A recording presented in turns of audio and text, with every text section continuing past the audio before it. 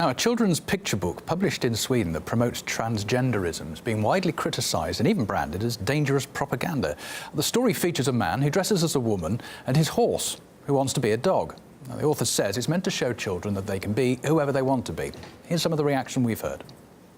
When you're an adult, when you're over 18, you're entitled to do what you want in the privacy of your own home, and I don't think anyone would disagree with that. But propagandizing this kind of thing to children who, it can damage them in their natural development as boys and girls. Nature is binary. Nature creates male and female. There are boys and girls, and we hear, as well as the book, moves to try and ban the words boys and girls, men and women, mothers and fathers in primary education. And this is a time when children really need to be affirmed in their identity as who they are. And this is just something that's far too much, too young. It's going to confuse people. It is part of the natural spectrum of life for all animal species, human and non-human. This book is not about promoting or encouraging transgenderism. It's about trying to affirm young people who don't feel they fit neatly into the male-female roles, and trying to tackle bullying and prejudice.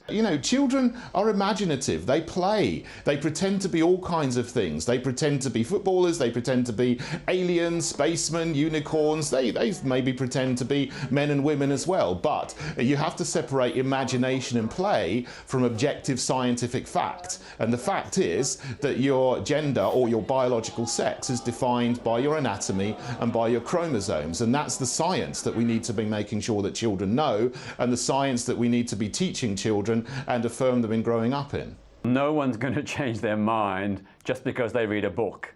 It's something that comes deep from within, and no amount of propaganda or proselytizing can make someone transgender. I think our starting point has to be the welfare of the child, and my concern is that we know in countries all across the world, pupils who don't fit the gender stereotypes, who are trans or gender variant, they suffer teasing, name-calling, threats and bullying, and that is truly shameful. That is not good for the child's welfare.